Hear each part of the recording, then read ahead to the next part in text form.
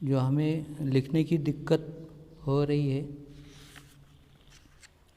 और लिखने में भी क्या हो जाता है कि पाली अलग हो जाता है और हिंदी अलग हो जाता है। तो इसके बजाय ये ठीक रहेगा कि एक एक किताब आप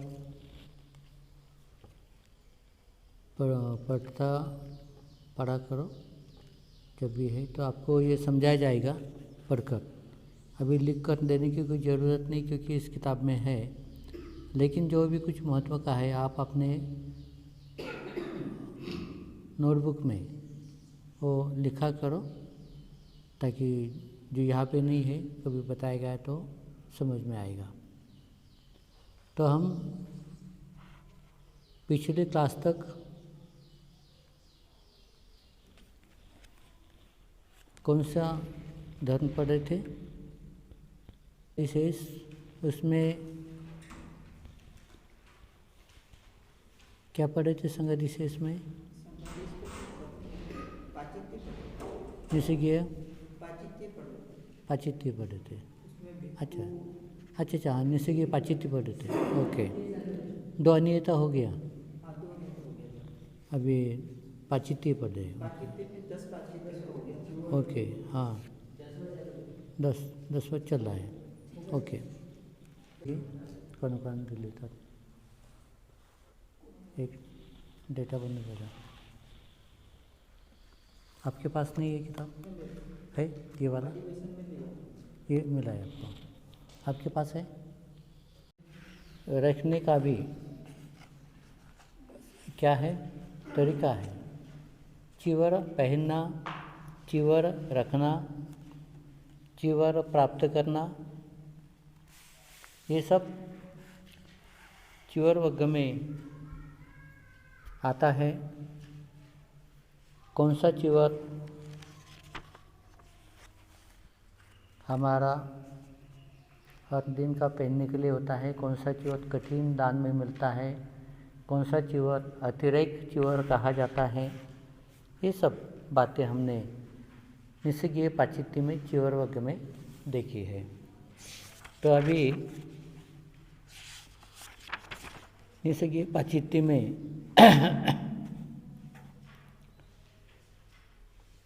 निसर्गीय पाचित्य में नंबर 2 पे आता है एल कलोम वग्गो।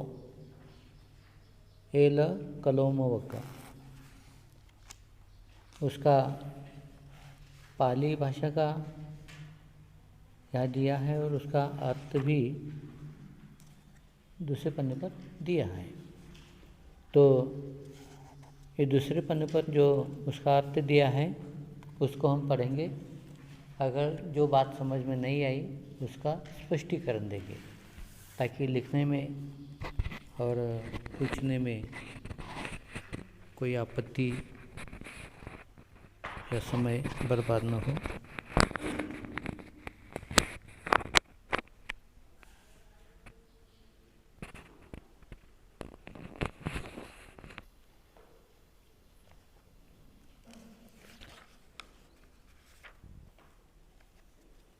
पान नंबर 46 एल कलोमा वग्गो। ठीक है, उसका भाषांतर है 46 पन्ने पर 11। जो भिक्खु कौशेय से मिश्रित आसन को बनवाए तो निसर्गीय पाचित्य है। जो भिक्खु कौशेय मतलब रेशम से मिश्रित आसन को बनवाए तो निसर्गीय पाचित्य है। पान नंबर 46 नंबर 11। ठीक है, मिला है। जो भिक्खु कौशेय रेशम से मिश्रित आसन को बनवाए तो निसर्गीय पाचित्य है। क्योंकि रेशम का आसन बनवाना ये उचित नहीं है, क्योंकि रेशम जो है बहुत महंगा होता है और ऐसे महंगे इसका आसन बनवाना वो ठीक नहीं है। तो आसन के लिए दूसरा कपड़ा चल जाता है, लेकिन रेशम का ही बनवाना चाहिए। फिर अगर आसन के लिए रेशम है तो फिर चिवट के लिए भी रेशम चाहिए, फिर संगठी के लिए भी रेशम चाहिए, अंतरवास बनियान वो भी रेशम की ही चाहिए। तो ये लालच पैदा हो जाती है। तो ये लालच ऐसे कपड़ों के बारे में ठीक नहीं है। इसलिए जो भिक्षु कोशे से मिश्रित आसन को बनवाए तो निषिद्धेय पाचित्य है। जो भिक्षु स्वाभाविक काले भेड़ के ऊन का आसन बनवाए तो निषिद्धेय पाचित्य है। जो भिक्षु स्वाभाविक काले भेड़ के ऊन का आसन बनवाए, अभी रेशम का तो हो गया, लेकिन ऊन मतलब उलन, काले भेड़ का काला ऊन से आसन बनवाए तो निषिद्धेय पाचित्य है। क्योंकि आसन जो है ऊन का वो काले एक रंग से नहीं बनवाते, उसको दूसरा मिक्स करा के बनवाना चाहिए। अगर एक ही बनवाए तो निषिद्धेय पाचित्य है। जो भिक्षु स्वाभाविक काले भेड़ के ऊन का आसन बनवाए तो निषिद्धेय पाचित्य है। 13. नया आसन बनवाते समय भिक्षु को भेड़ के ऊन में से 2 भाग शुद्ध काला, तीसरा भाग सफ़ेद और चौथा भाग कपिल वर्ण का लेना चाहिए। मतलब क्या है, एक रंग का नहीं बनवाना है, मिक्स रंग का बनवाना। जैसे काला, शुद्ध काला 2 भाग है, तीसरा भाग सफ़ेद है और चौथा भाग कपिल वर्ण का है। कपिल का मतलब, कपिल वर्ण मतलब क्या, कैसा? कपिल वर्ण मतलब जो तांबे के जैसा होता है ना, पिंगट, हाँ ब्राउन, हाँ ब्राउन टाइप, हाँ। तो ये 3 भाग मिक्स करके क्या बनवाना चाहिए, आसन बनवाना चाहिए। यदि भिक्षु 2 भाग शुद्ध काले, तीसरा भाग सफ़ेद और चौथा भाग कपिल वर्ण के भेड़ के ऊन को न लेकर नया आसन बनवाए तो निषिद्धेय पाचित्य है।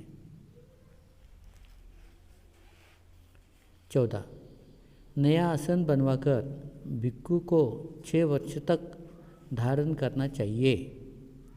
अगर नया आसन बनवाते भी हैं आप, तो आपको कम से कम कितने साल तक धारण करना है, 6 साल तक। 6 साल तक आपका आसन आपको नहीं बदलना है, मतलब वो फटने तक आपको उसको धारण नहीं करना है।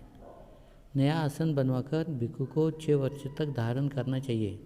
यदि 6 वर्ष के पहले ही उस आसन को छोड़े या बिना ही छोड़े भिक्षुओं की सम्मति के बिना दूसरे नए आसन को बनवाए तो निषिद्धेय पाचित्य है। कोई भिक्षु लोग, ये तो आसन की बात हो गई, चिवट की बात। तो जैसा शादी में जाने के लिए अलग चिवट ते याला सांग, ते हिवराळेला जाऊन सांग थोडं, लक्ष दे मग थोडं। कोई भिक्षु लोग अलग अलग क्वालिटी के चिवर इकट्ठा करते हैं। 3 चिवर से ज़्यादा चिवर इकट्ठा करते हैं, 3 चिवर से ज़्यादा, चौथा, 5वां, 6वां, 9-10 चिवर तक ऐसे लगे रहते, थप्पी के थप्पी। किसी अच्छे उपासक को, बड़ा वाला, उसके शादी में जाना है, उसके बेटी के या बेटे की शादी में जाना है, या किसी उसके घर के फंक्शन में जाना है, तो अच्छा से अच्छा चिवर पहन के जाते हैं, क्योंकि बड़ा उपासक है। जो रेगुलर चिवर पहनते हैं वो पहन के नहीं जाते हैं, वो अच्छा से चिवर पहन के जाते हैं। कभी समझो कहीं शहर पे जाना है, टूर पे जाना है, तो अलग क्वालिटी का चिवर पहन के जाते हैं। भिक्षाटन के लिए जाना है तो अलग च्योर पहनते हैं। और विहार का कुछ स्पेशल प्रोग्राम है, जैसा कठिन च्योरदान है, ये है वो है खुद के विहार का, तो अच्छे से अच्छा भारी वाला च्योर पहनेंगे। तो ये जो लालच है वो च्योर के बारे में, इतने लालच ये भिक्षु लोग रखते हैं, अलग अलग थप्पियाँ करके रखते हैं, थप्पी च्योर के लगा कर, और जो चाहे वो च्योर पहन लेते हैं, कार्यक्रम हो जाने के बाद घड़ी करके रख देते हैं।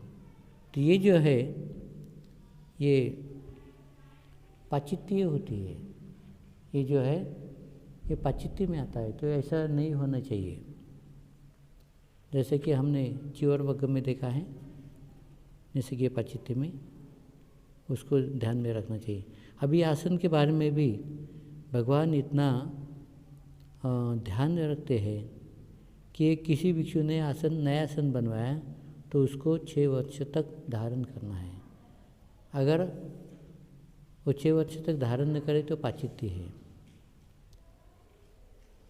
यदि 6 वर्ष के पहले ही उस आसन को छोड़े या बिना ही छोड़े, भिक्षुओं की सम्मति के बिना दूसरे नए आसन को बनवाए तो निश्चित ये पाचित्य है। जैसा आसन में कुछ गंदा हो जाए, धब्बा गिर जाए या कुछ ऐसा अलग दिखने लगे, कलर उड़ जाए, तो वो नहीं चाहिए, नया आसन लेना चाहिए। ऐसा मानसिकता भिक्षु लोग रखते हैं, तो ये निषेधीय पाचित्य में आता है। तो अगर आपको लेना है तो वो जो आपका आसन है उसको भिक्षु के सम्मति बिना आप नहीं छोड़ सकते हैं। भिक्षुओं की सम्मति लेना चाहिए, बनते जी मुझे दूसरा नया आसन मिला है, नया दे रहा है, तो वो आसन को भिक्षु संघ में जमा करना है, ताकि भिक्षु संघ की प्रॉपर्टी है इधर उधर फेंक देने में, फैला देने में या कहीं डाल देने में ये उचित नहीं है। इसलिए उन्हीं से ये पाचित्य बन जाती है। बिछाने का आसन बनवाते समय भिक्षु को पुराने आसन के चोट से बुद्ध के बिते भर दुवर्ण करने के लिए लेना चाहिए। अगर कोई बिछाने का आसन बनवाते हैं तो भिक्षु को नया आसन बनवाते समय आसन के छोर से, मतलब आसन का जो कुछ भाग होता है, कोने होते हैं, आसन के छोर से बुद्ध के बिते भर दुवर्ण करने के लिए लेना चाहिए। मतलब वो जो सोने का भी आसन बनवाते हैं तो एक बित्ता भर, बुद्ध के बित्ता भर का आसन को क्या करना है, दुवर्ण करना है। मतलब नया आसन बनवाते समय उसको दुवर्ण करना है, मतलब दूसरा कलर उसमें डुबा देना है। एक ही कलर का वो आसन नहीं होना चाहिए, उसको दूसरा रंग मिलाकर उसको दुवर्ण करके लेना चाहिए। यदि भिक्षु पुराने आसन के चोट से बुद्ध के बिते भर बिना लिए नया आसन बनवाए तो निषेध पाचित्य है। 16 मार्ग में जाते समय यदि भिक्षु को भेड़ का ऊन प्राप्त हो, अभी भिक्षु चल रहे हैं, जा रहे, किसी दूसरे गांव को जा रहे हैं, तो उनको अगर कहीं रास्ते में भेड़ का ऊन मिल जाए तो इच्छा होने पर भिक्षु ले सकता है, किंतु ले चलने वाले न मिलने पर क्या है, अगर किसी भिक्षु को चलते समय मार्ग में भेड़ का ऊन प्राप्त हो जाए तो भिक्षु को अगर इच्छा हो तो ले सकता है, किंतु ले चलने वाले न मिलने पर 3 योजन भर तक ही अपने ले जा सकता है। अगर भेड़ का ऊन तो मिला है लेकिन कोई ले जाने वाला नहीं है, भिक्षु अगर चाहे तो ले सकता है, अगर ले लिया तो लेकर चलने वाला नहीं मिला, ऊन वो खुद ही लेकर चल रहा है, तो कहाँ तक जा सकता है? 3 योजन तक ही जा सकता है लेकर उसको। उसके आगे ले चलने वाले के न होने पर यदि उससे आगे ले जाए तो निष्क्रिय पाचित्ती है। अभी 3 योजन का मतलब 1 योजन कितने मील का है? कितने मील का होता है 1 योजन?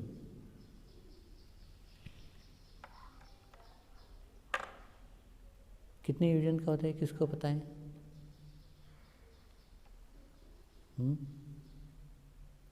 एक योजन। बुद्ध कितने योजन चलते थे पैदल?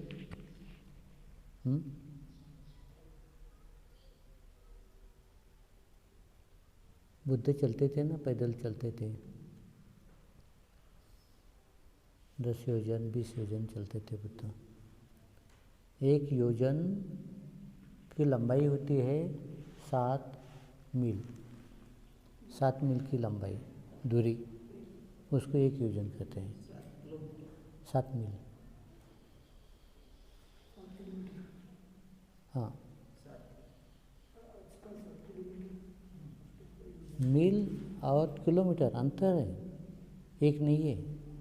मील बड़ा है ना, और किलोमीटर छोटा है। शायद 1.25 किलोमीटर का 1 मील होता है, या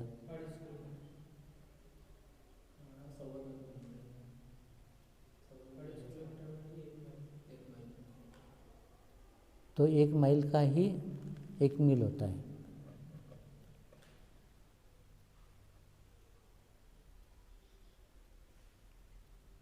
ढाई किलोमीटर का 1 मील होता है क्या? कहाँ देखा तुमने? नहीं, इतना नहीं होता है, इतना अंतर नहीं है। 2.5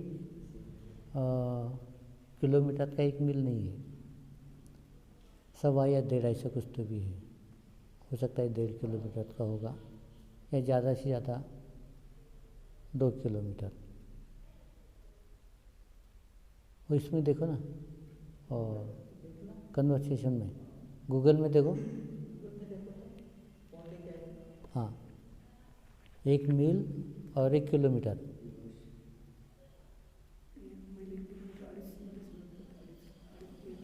2.5 किलोमीटर 1 मील, पता नहीं। ओके, देखो कितना है। कोस तो आहे, हाँ, 16 किलोमीटर 1.6 का किलोमीटर 1 मील। 1.6 किलोमीटर का 1 मील होता है ना, तो मैं वही तो बोल रहा था, है ना, 1.25। तो एक भिक्षु को अगर ये ऊन भी मिल जाए तो खुद कितना दूरी ले सकता है वो?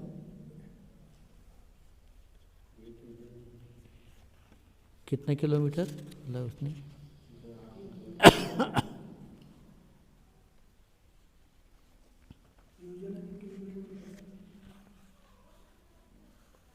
हाँ, मार्ग में जाते समय यदि भिक्षु को भेड़ का ऊन प्राप्त हो तो इच्छा होने पर भिक्षु ले जा सकता है, किंतु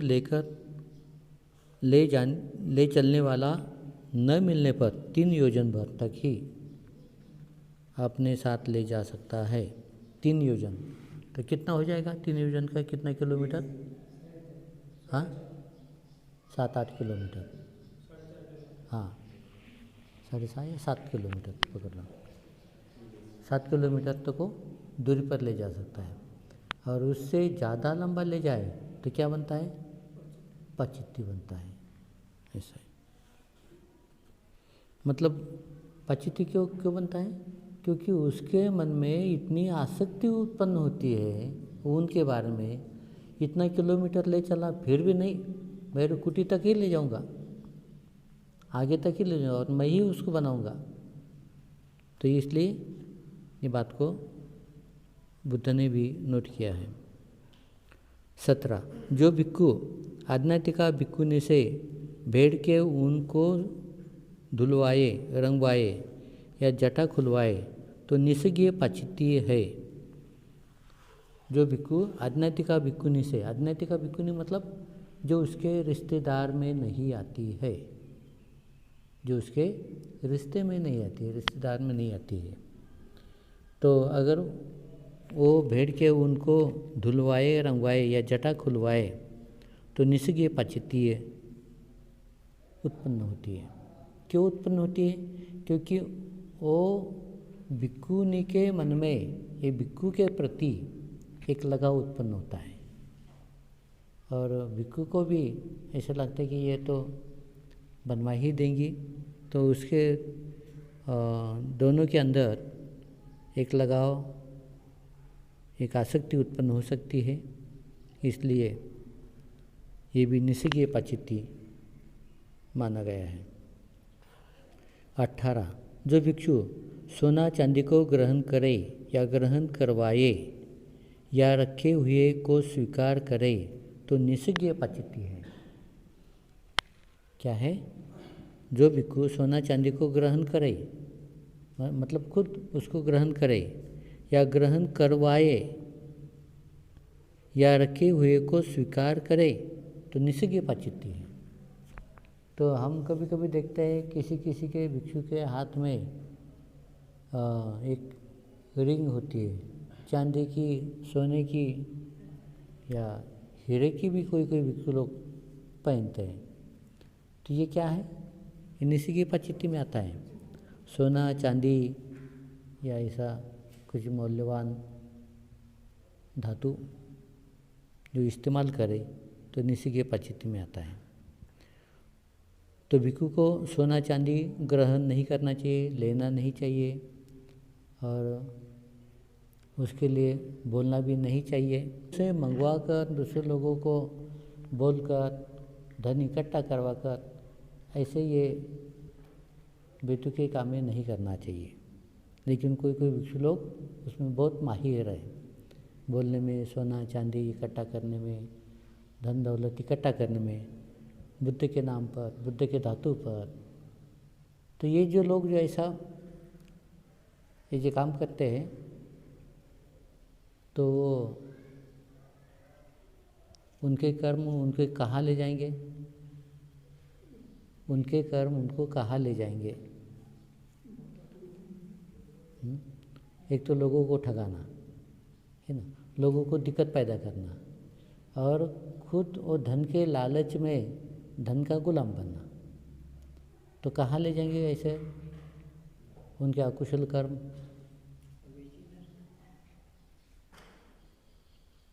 अवेची में ले जाए या न जाए, लेकिन नरक में तो हमेशा ही खुला ही है। वो एक प्रकार का नरक है, वो अवेची नरक है। बाकी के 7 प्रकार के हैं वो अलग अलग नरक के प्रकार है। ये अवेची एक है 8 में से, बाकी के 7 हैं। तो ये 8 में से किसी एक नरक में बराबर वो अपना क्या कराए, अपना रिजर्वेशन कराए अपना रिजर्वेशन कराए, एडवांस बुकिंग कराए। भिक्षुपन में भिक्षु बोल के तो रहता है, चिवर पहनता है, लेकिन नरक के लिए एडवांस बुकिंग करता है।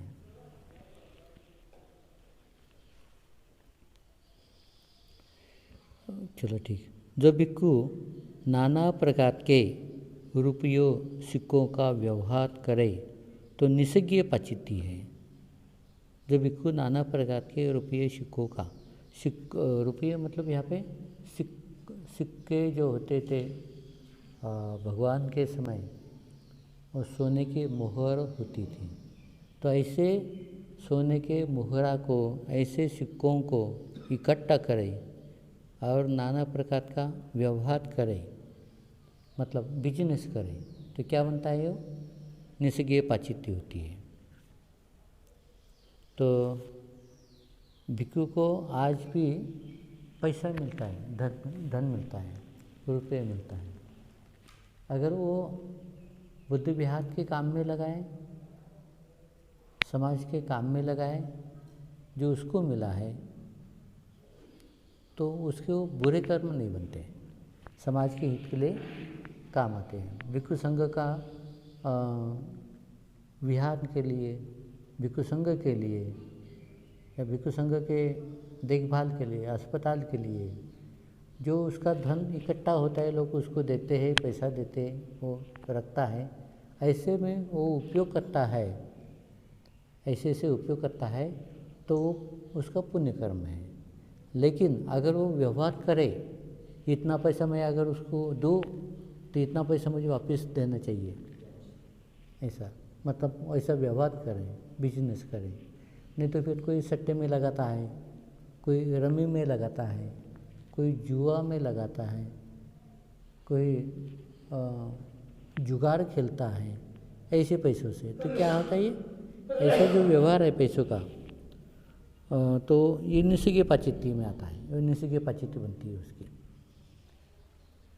क्योंकि ये पैसा ही उसके लिए दुख का कारण बनता है।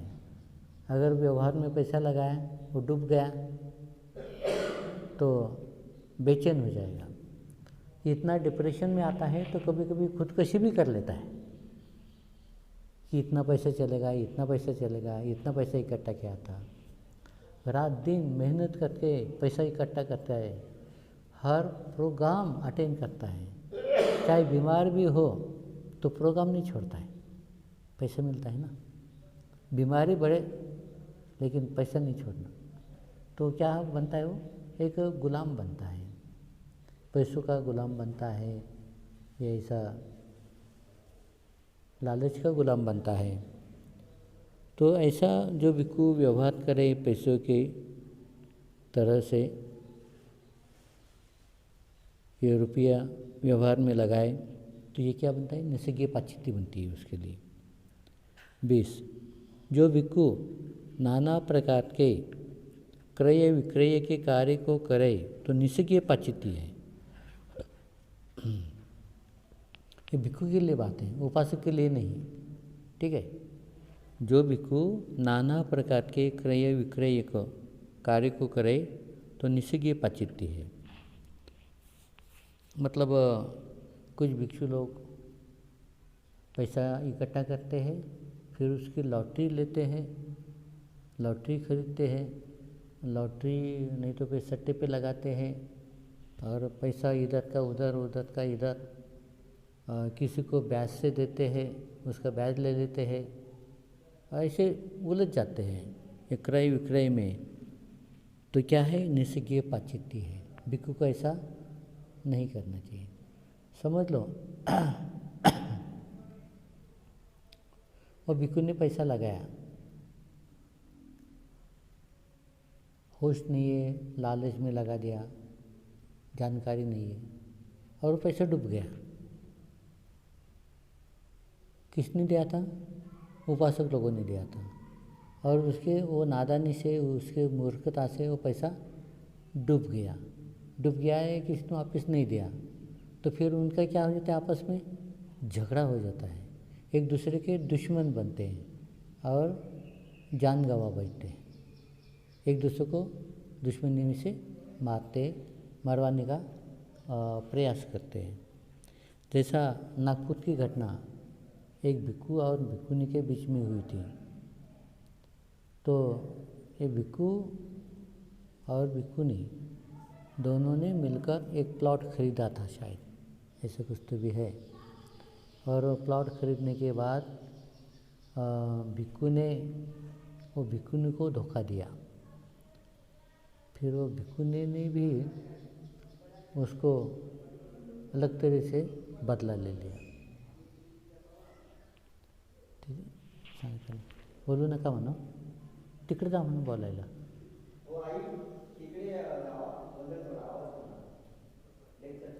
वर्ग चालू आहे म्हणून, भिक्षू लोकांचा क्लास चालू आहे।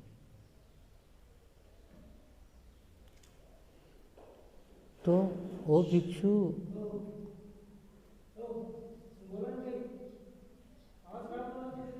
क्रय विक्रय के कार्य को करे तो निस्सिज्ञ पाचित्ति है, क्योंकि ये निस्सिज्ञ पाचित्ति कहाँ तक बढ़ सकती है, पारचिका तक जा सकती है, आगे बढ़ सकती है। वही हुआ ना भिक्षु और भिक्षुनी के संबंध में। और वैसे भी कहते हैं कि वो दोनों के आपस में कुछ नाजायज़ संबंध थे, गलत संबंध थे, वो भी ठीक नहीं था भिक्षु और भिक्षुनी के लिए। तो ऐसा आप जितना भी विनय तोड़ोगे, विनय का अवमान करोगे, उतने ही ये घातक और खतरनाक बनते हैं। भिक्षु जीवन में उतने ही घातक और खतरनाक बनते हैं, क्योंकि भिक्षु को भिक्षु नहीं रहने देते हैं, वो गृहस्थी से भी बदतर हो जाता है। तो इसलिए अगर उसका पालन किया तो ये भिक्षु को क्या बना देते हैं, देवता बना देते हैं, देवता का रूप बना देते हैं, देवता का, और देवता भी भिक्षुओं को क्या करता है, प्रणाम करता है पालन किया तो। नहीं पालन किया तो आदमी से भी गए गुजरा एक प्राणी बन जाता है, तिरछान के जैसा उसका कार्य होता है। पत्त वर्ग, पत्त मतलब भिक्षा पात्र। तो निस्सिज्ञ पाचित्य में अलग अलग वर्ग है, चिवर वर्ग है, एल कलाम वर्ग है जो अभिप्राय है, और पत्त वर्ग। भिक्षा पात्र, आप जो जिस भिक्षा पात्र के सहारे अपना जीवन जीते हैं, वो भिक्षा पात्र का महत्व क्या है अपने जीवन में, उसका उपयोगिता क्या है, उसका महत्व क्या है, उसका फायदा क्या है। आपका पात्र ही तो आपका पेट भरने का एक क्या है, साधन है। अगर आपके पास पात्र नहीं तो आप खाना कैसा खाओगे, काय में खाओगे। लोग देते हैं थाली में तो अलग बात है, लेकिन अगर आपके पास नहीं है, आपको भिक्षा मांगना है, कोई भिक्षा भोजन के लिए नहीं बुला है, भिक्षा नहीं मिली है, और आप कैसा गुजारा करोगे, काय में भोजन स्वीकार करोगे। तो इसके लिए भगवान ने भिक्षा पात्र दिया है, और ये भिक्षा पात्र का महत्व भिक्षु के लिए अपने जीवन में क्या है, वो बहुत महत्वपूर्ण है। तो ये भी हम अभी पढ़ेंगे। पत्तवग नंबर 3, पत्तवग 21। अतिरिक्त पात्र को अधिक से अधिक 10 दिन तक रखना चाहिए। आपके पास एक पात्र है, जो भी है, जैसा भी है, जब भी मिला है, शुरू में मिला है या बीच में या अंत में, उसका कोई मतलब नहीं है। मिट्टी का है या एल्युमिनियम का है या स्टील का है या लोहे का है, उसका भी कोई मतलब नहीं है। लेकिन भिक्षा पात्र आपके पास है, अतिरिक्त पात्र को अधिक से अधिक 10 दिन तक रखना चाहिए। अगर किसी ने आपको भिक्षा पात्र दिया, पहला तो है, जो भी है, जैसा भी है, और वो खाने लायक है, भिक्षा मांगने लायक है, ऐसा होते हुए भी किसी ने आपको नया भिक्षा पात्र दिया तो ज़्यादा से ज़्यादा 10 दिन तक रखना चाहिए। उसके इससे ज़्यादा दिन तक रखा तो निस्सिज्ञ पाचित्य होती है। क्यों कि अगर ज़्यादा चिवर हुए, ज़्यादा भिक्षा पात्र हुए, तो भिक्षु क्या करता है, एक से ज़्यादा विहार ढूंढता है। फिर ये विहार में भिक्षा पात्र रखेगा, दूसरे विहार में अपना झोला रखेगा, तीसरे विहार में अपना चिवर रखेगा। दो भिक्षा पात्र हुए तो एक भिक्षा पात्र उसके साथ में, और दूसरा भिक्षा पात्र झोला और चिवर दूसरे बुद्ध विहार में। ये भी मेरा और वो भी मेरा। कोई भिक्षु वहाँ न जाए, वहाँ न रहे, क्योंकि मेरा सामान है, मैं वहाँ पे रहता हूँ। किसी दूसरे भिक्षु को वहाँ रहने के लिए क्या है, अलाउड नहीं है। तो ऐसे बातें हो जाती है। तो अतिरिक्त पात्र को अधिक से अधिक 10 दिन तक रखना चाहिए। इसका अतिक्रमण करने से निस्सिगीय पाचित्ती है। ठीक है। जो भिक्षु 5 से कम जगह टाँके छेद वाले पात्र को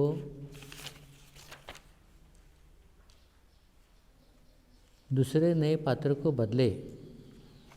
अगर आपके पास पुराना पात्र भी है, टूटा हुआ है, फटा हुआ है, जो भिक्षु 5 से कम जगह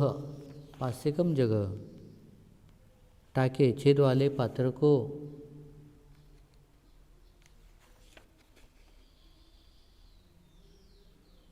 पात्र से दूसरे नए पात्र को बदले तो निस्सिगीय पाचित्ती है। अगर आपका पात्र है उसके अंदर छेद है, 1 से 5 तक छेद हो गए, तो आप नए पात्र ले सकते हैं, बदल सकते हैं। अगर वो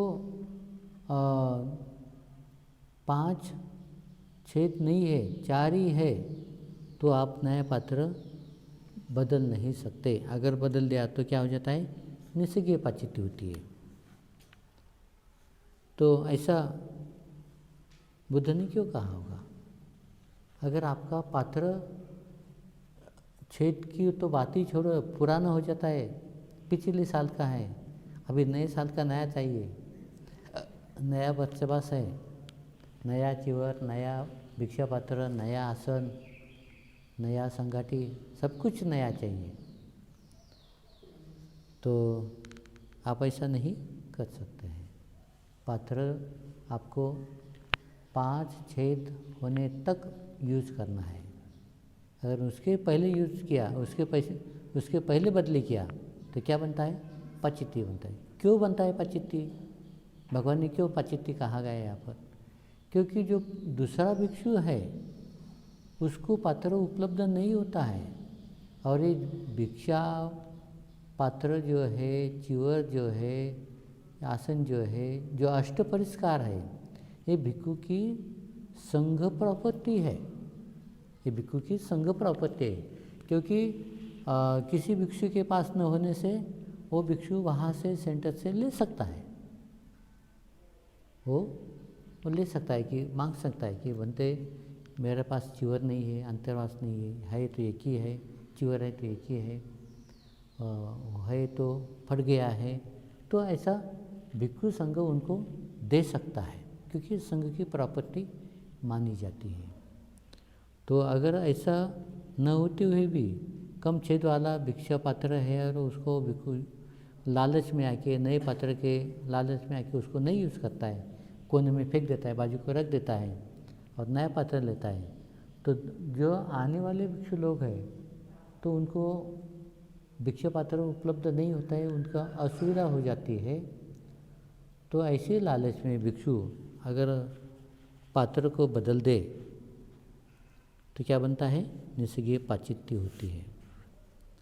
उस भिक्षु को वह पात्र भिक्षु परिषद को दे देना चाहिए, मतलब भिक्षु संघ को देना चाहिए अगर वो बदलना चाहता है तो, ताकि क्या है, कभी सामनेर हुआ, कभी भिक्षु हुआ, उसको प्रवजित होना है या भिक्षु बनना है, उपसंपत्तित होना है, तो वो पात्र उसको छेद को दुरुस्त करते हुए वो उपयोग में आ सकता है। इसलिए उस भिक्षु को वह पात्र भिक्षु परिषद को दे देना चाहिए, और जो पात्र भिक्षु परिषद का अंतिम पात्र है, वो जो नया पात्र जो है, अतिरेक का पात्र, किसको देना चाहिए, भिक्षु परिषद को देना चाहिए। जो पात्र भिक्षु परिषद का अंतिम पात्र है, उस भिक्षु को यह कह कर देना चाहिए, भिक्षु यह तेरे लिए पात्र है, जब तक न टूटे तब तक इसे धारण करना, यह यहाँ उचित है।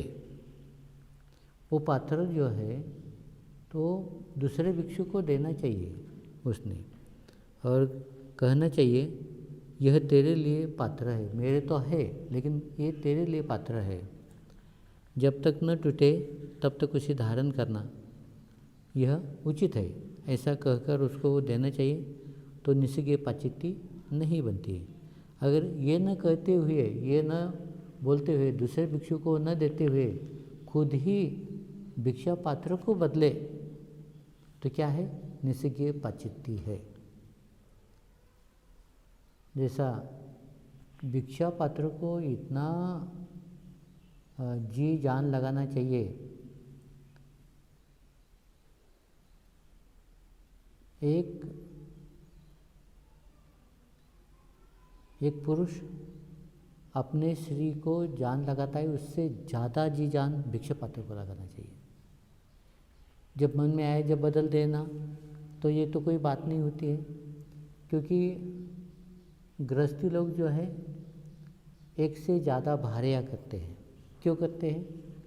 एक से मन नहीं भरता है, दूसरी चाहिए, इससे वो अच्छी है, देखने में अच्छी है, बोलने में अच्छी है, और तो फिर उसका मन एक भारिया से क्या हो जाता है? भर जाता है, तो वो दूसरी बदली करने का सोचता है, तो दूसरे के पीछे भागता है, फिर तीसरे के, चौथी के, पांचवी के पीछे भागते रहता है। वो उसकी इसी आदत बनती है कि उसका मन कभी भरता नहीं। ऐसे आदत अगर भिक्षा पात्र के बारे में भी भिक्षु की हुई, तो क्या है? ये निस्सिज्ञ पाचित्ती है।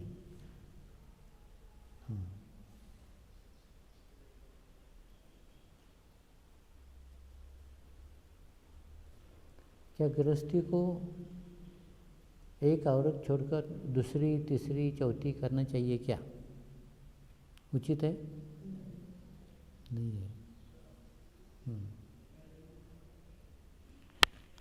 तो आदमी कुछ बातें निसर्ग से, पशु पक्षियों से भी समझना चाहिए शील धर्म के बारे में।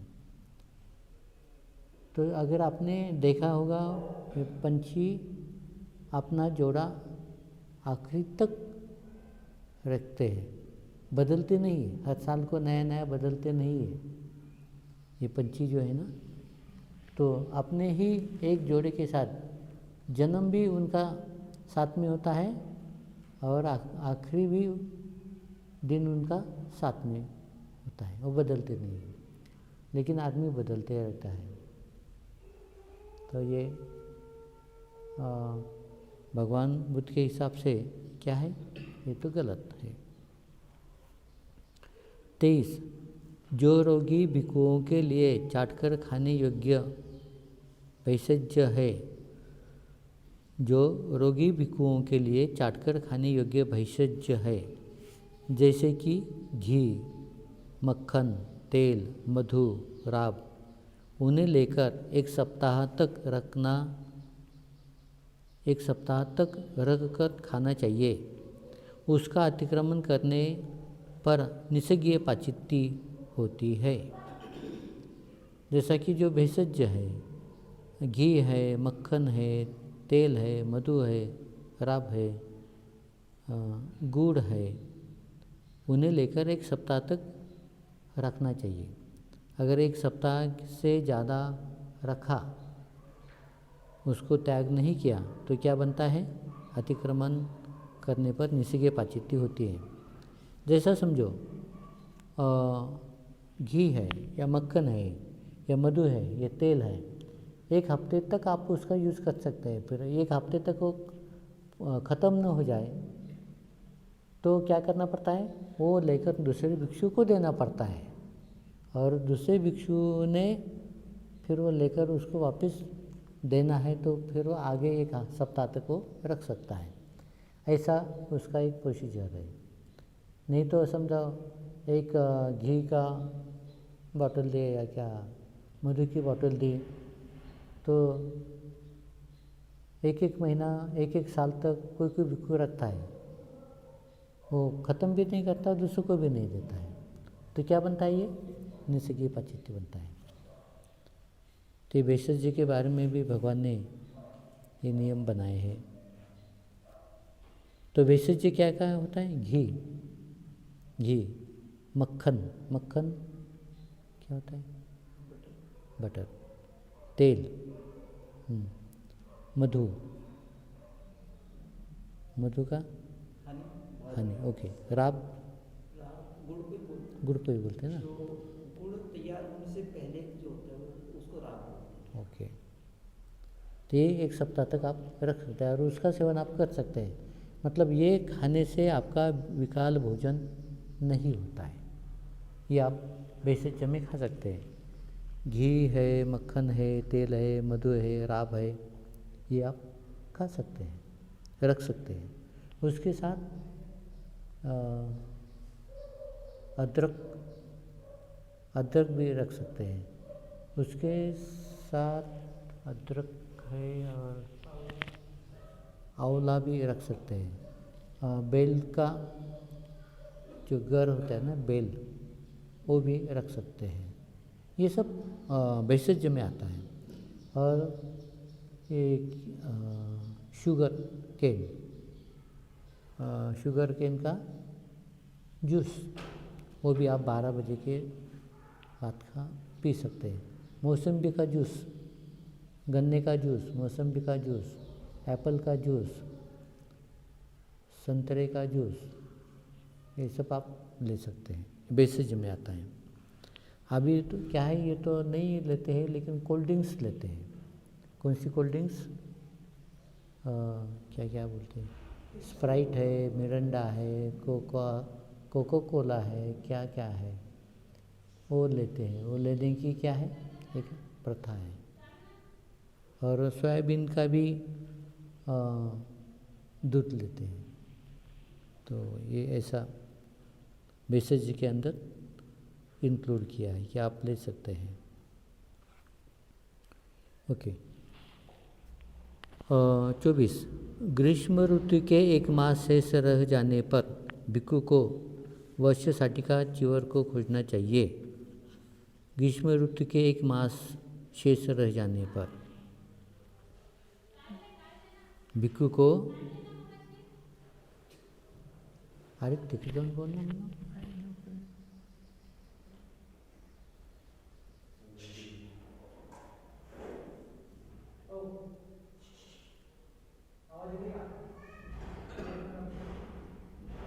क्लास चालू आहे म्हणा इकडे.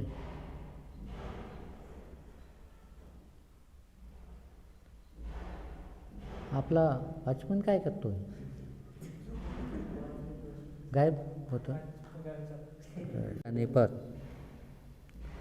भिक्षु को वश्य साटिका चीवर को खोजना चाहिए। वश्य साटिका, वश्य साटिका क्या होता है? वो अंतर्वास के जैसा एक कपड़ा होता है, टॉवेल कह सकते हैं आप।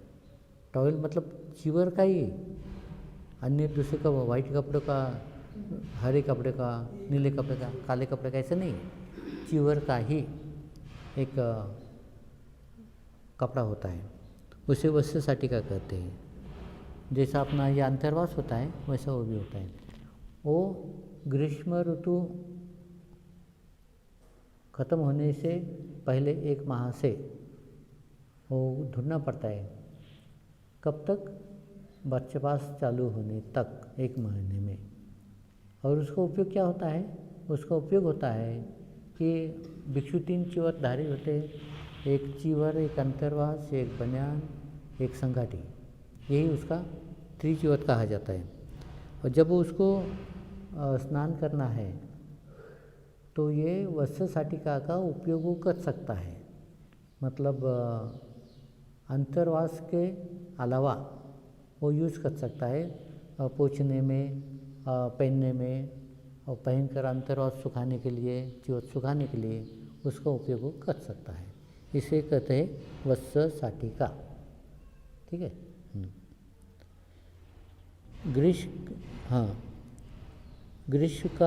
ग्रीष्म का आधा मास रह जाने पर पहनना चाहिए। ग्रीष्म के 1 मास शेष रहने से पहले ही यदि वस्त्र साटिका चीवर को खोजे और ग्रीष्म के आधा मास शेष रहने से पहले ही पहने तो निसगे पाचिती है। ये आप चिवर पहनते हैं, चिवर के लिए भी भगवान ने कितना कितना बारीक सारीक नियम बनाए हैं। अगर ये सब नियम भिक्षु पालन करे, याद रखे, उसका स्मरण करे, तो उसके जैसा शुद्ध आचरण वाला कोई भी आदमी इस दुनिया में नहीं हो सकता है। मतलब भिक्षा पात्र के लिए, चिवत के लिए, आपका निशिदान है, उसके लिए क्या क्या नियम बनाए भगवान ने। और हम तो ना तो ये पढ़ना चाहते हैं, ना जानना चाहते हैं। आचरण की तो बात ही अलग है, क्योंकि इतना पढ़े, इतना आचरण करे तो कितना टेंशन है।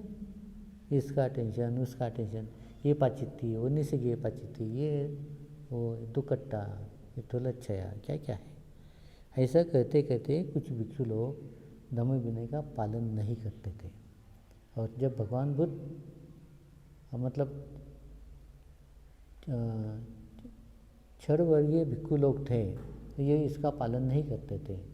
जब भगवान बुद्ध उनका देहांत हो गया और क्या बोलते महापरिनिर्वाण हो गया, तो कुछ भिक्षु लोग कहने लगे कि चला अच्छा हुआ भगवान चले गए, वरना वो जीवित रहते तो ये मत करो, वो मत करो, ये पाचित्य है, वो पाचित्य है, ये दुखट्टा है, तुलच्छय है, ऐसा करके परेशान होते थे। तो अच्छा हो गया भगवान बुद्ध चले गए। तो ये बात किसने सुनी? ये बात महाकाश्यप ने सुनी। और फिर महाकाश्यप के मन में आया कि ऐसे से काम नहीं चलेगा, क्योंकि भगवान चले गए तो इनका कोई, उनके ऊपर कोई धाक नहीं, कोई डर नहीं, तो ये अपनी मनमानी करेंगे तो कैसे भी रहेंगे, दबंग के जैसे रहेंगे, तो ये नहीं चलेगा। तो फिर महाकाश्यप ने क्या बुलवाया? संगीति बुलवाई, है ना। पहली संगीति क्यों बुलवाई? इसी वजह से, ताकि धम्म विनय भिक्षु को हमेशा याद रहे। 25 जो भिक्षु किसी भिक्षु को स्वयं चिवर देकर कुपित और नाराज हो, छीने या छिनवाए, तो निषिद्ध पाचित्ती है। जो भिक्षु किसी भिक्षु को स्वयं चिवर देकर, मतलब अतिरेक का चिवर है, दिया तो है, और वो भिक्षु नहीं दे रहा है, उसने देना चाहिए था वापस, क्योंकि उसको वापस देने के लिए दिया था, लेकिन वो नहीं दे रहा है। जो भिक्षु किसी भिक्षु को स्वयं चिवर देकर कुपित और नाराज हो, छीने या छिनवाए, तो निषिद्ध पाचित्ती है। क्योंकि दिया तो है, फिर उसने नहीं दिया तो क्या, खुद छीने या छिनवाए दूसरे से, तो क्या बनता है? निषिद्ध पाचित्ती है। जो भिक्षु स्वयं सूत मांगकर, बुनकर चिवर बुनवाए, तो निषिद्ध पाचित्ती है। जो भिक्षु स्वयं सूत मांगकर, मतलब स्वयं डिमांड करता है, स्वयं सूत को लाता है, सूत मांगकर, बुनकर चिवर बनवाता है अपने इच्छा से, अपने पसंद से, तो क्या होता है? ये निषिद्ध पाचित्ती है। क्योंकि उसका मन वो चिवर में क्या हो जाता है? आसक्त होता है, और हमेशा आसक्त रहता है, किसी को दे भी नहीं सकता है, और किसी ने चुरा लिया, गुम हो गया, जल गया, फट गया, तो क्या बनता है? दुख पैदा करता है। तो ये ऐसा नहीं होना चाहिए, इसलिए निषिद्ध पाचित्ती यहाँ पे बनता है। जो भिक्षु स्वयं सूत मांगकर, बुनकर चिवर बुनवाए, तो निषिद्ध पाचित्ती है। 27 किसी भिक्षु के लिए अज्ञातक गृहस्थ या गृहस्थिनी बुनकर से चिवर बुनवाए, और वह भिक्षु प्रदान करने से पहले ही बुनकर के पास जाकर यह कहकर चिवर में हेर फेर कराए। मतलब किसी ने चिवर सूत मांगकर चिवर बुनने के लिए बुनवाने वाले के पास दिया है कि उसका चिवर तो बुनवा दे, क्योंकि ये चिवर भिक्षु को देना है, अमुक अमुक भिक्षु को देना है। और भिक्षु को लगा अभी वो तो बनवा रहा है, लेकिन बनाने से पहले ही जाकर वो चिवर में हेरा फेरी करे तो क्या बताए, निस्सिगे पाचित्य है। जैसा अभी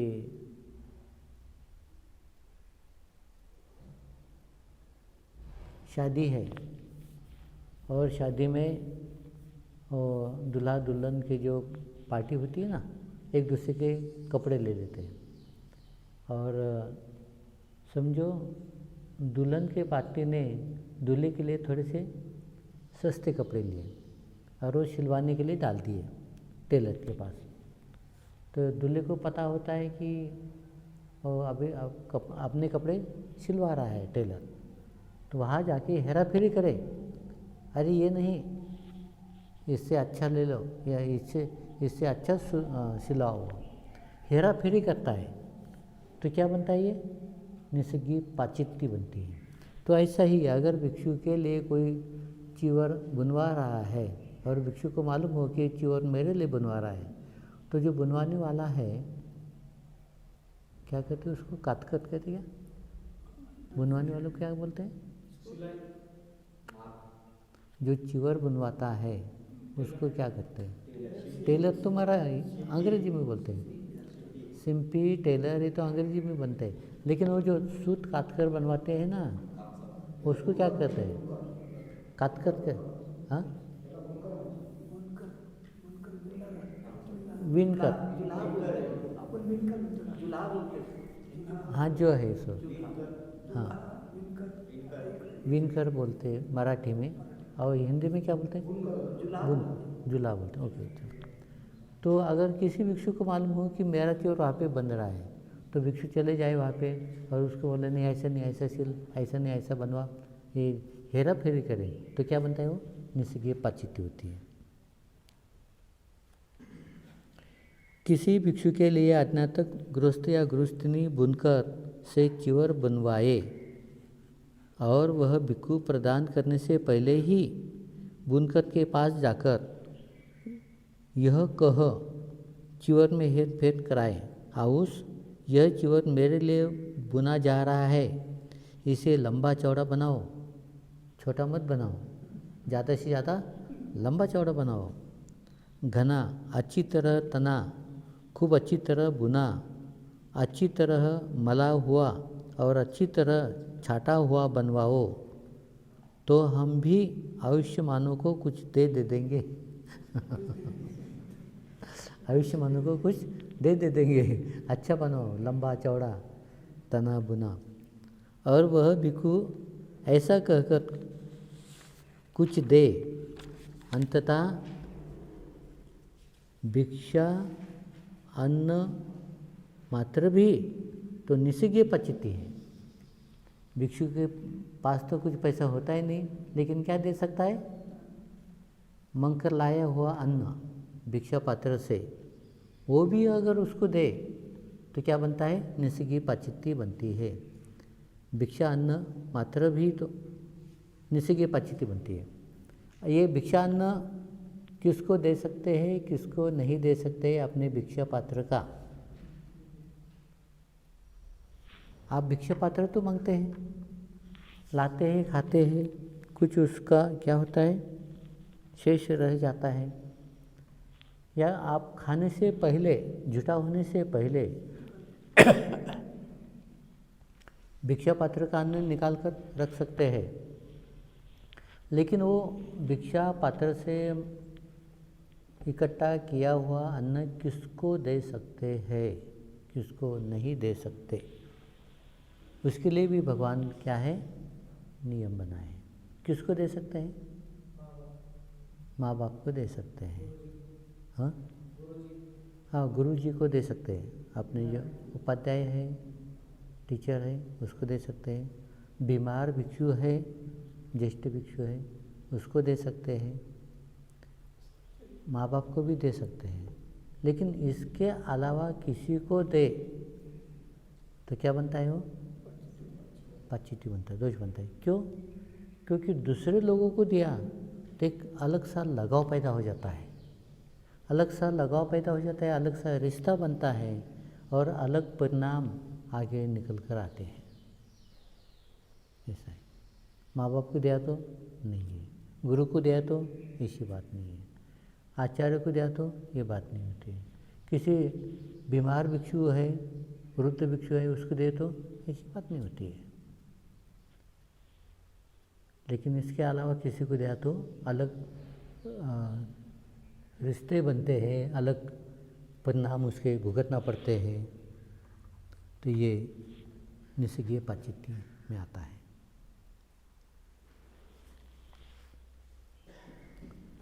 कार्तिक की त्रैमासी पूर्णिमा के आने से 10 दिन पहले यदि भिक्षु को अतिरिक्त चिवट प्राप्त हो तो उसे अतिरिक्त चिवट समझते हुए भिक्षु को ग्रहण करना चाहिए। ग्रहण कर चिवर काल तक रखना चाहिए। मतलब कितने दिन तक? 10 दिन तक, ज़्यादा से ज़्यादा 1 महीने तक, ज़्यादा से ज़्यादा 1 महीने तक अतिरिक्त चिवट। उसके बाद यदि रखे तो निसर्गीय पाचित्य है। 29 बत्सवास करते हुए कार्तिक पूर्णिमा तक शंका युक्त भय सहित आरण्यक आश्रमों में रहते हुए भिक्षु चाहे तो 3 चिवरों में से 1 चिवट को रख दे सकता है। यदि उसे उस चिवट के चले जाने का डर हो, किंतु उस भिक्षु को अधिक से अधिक 6 रात तक उस चिवट के बिना रहना चाहिए। यदि भिक्षुओं की सम्मति के बिना उससे अधिक समय तक चिवट के बिना रहे तो निसर्गीय पाचित्य है। मतलब वो बत्सवास करते हुए कार्तिक पूर्णिमा तक शंकायुक्त, मन में संदेह है, भयभीत है, आरण्यक आश्रमों में रहता है। भिक्षु चाहे तो 3 चिवर में से 1 चिवर को रख दे सकता है। 3 चिवर में से किसी एक चिवर को उसको मिला तो रख सकता है। कब तक? अधिक से अधिक 6 रात तक रख सकता है। उस चिवट के बिना रहना चाहिए। अगर वो नहीं है तो बिना चिवट का रहना चाहिए। यदि भिक्षुओं को सम्मति के बिना उससे अधिक समय तक चिवट के बिना रहे तो निसर्गीय पाचित्य बनती है। मतलब चिवर मिला है और चिवर आपको 6 रात्रि तक आप रख सकते हैं और 6 रात्रि के बाद उसको किसी दूसरे भिक्षु को देना चाहिए। अगर नहीं दिया और बिना चिवट के रहे, भिक्षु को भी नहीं दिया तो निसर्गीय पाचित्य बनती है। जो भिक्षु संघ के लिए प्राप्त वस्तु को अपने लिए परिवर्तन करा ले तो निसर्गीय पाचित्य है। जो भिक्षु संघ के लिए प्राप्त वस्तु को अपने ही लिए परिवर्तन करा ले तो निसर्गीय पाचित्य है। मतलब संघ के लिए कुछ वस्तु को दान दिया है, संघ के लिए दिया है, और वो भिक्षु क्या करता है? अपने ही लिए उसका उपयोग करता है, भिक्षु संघ को नहीं देता है, भिक्षु संघ को ज्ञात नहीं होने देता है, मालूम नहीं होने देता है, और ऐसा समझता है कि ये मेरे लिए ही है, संघ के लिए क्या? मैं क्या संघ का नहीं का? मैं क्या संघ का आदमी नहीं हूँ? तो फिर मेरे लिए है, मैं भी तो एक संघ हूँ। ऐसा कहकर वो वस्तु को खुद के पास ही रखे या खुद के ही लिए परिवर्तन कर ले कि ये संघ का मेरे लिए ही है, तो ये क्या बनता है? निसर्गीय पाचित्य बनता है। तो इतने सारे निसर्गीय पाचित्य भिक्षु को ध्यान में रखना चाहिए, स्मरण होना चाहिए। पत्रवर्ग 3 आयुष्य मानो 30 निसर्गीय पाचित्य धम्म कहे गए। आयुष्य मानो से पूछता हूँ क्या आप लोग इनमें परिशुद्ध है? दूसरी बात पूछता हूँ, क्या परिशुद्ध है? तीसरी बात पूछता हूँ, क्या परिशुद्ध है? आयुष्मान लोग परिशुद्ध है, इसलिए मौन है, ऐसा मैं धारण करता हूँ। यहाँ पर निषेधीय पाचित्य मतलब 30 निषेधीय पाचित्य क्या होती है? खत्म होती है। पहले 10 कौन सी है?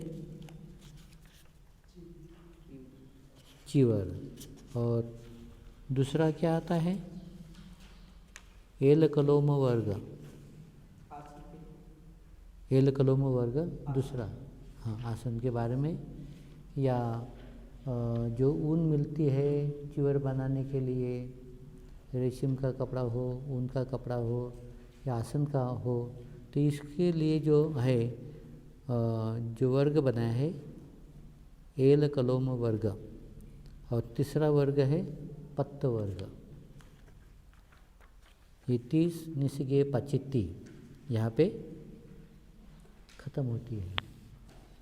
ठीक है, समझ में आए? नहीं समझ में आए कुछ, उसको पढ़ा करो, बार बार पढ़ो, फिर आपको स्मरण हो जाएगा, याद रहेगा। जो मराठी भाषिक है उनके लिए अगर कोई ये मराठी का पातिमोक्ष का किताब मिलता है तो वो भी पढ़ लो, वो भी खरीद लो। और जो हिंदी भाषिक है उनके लिए तो ये है ही।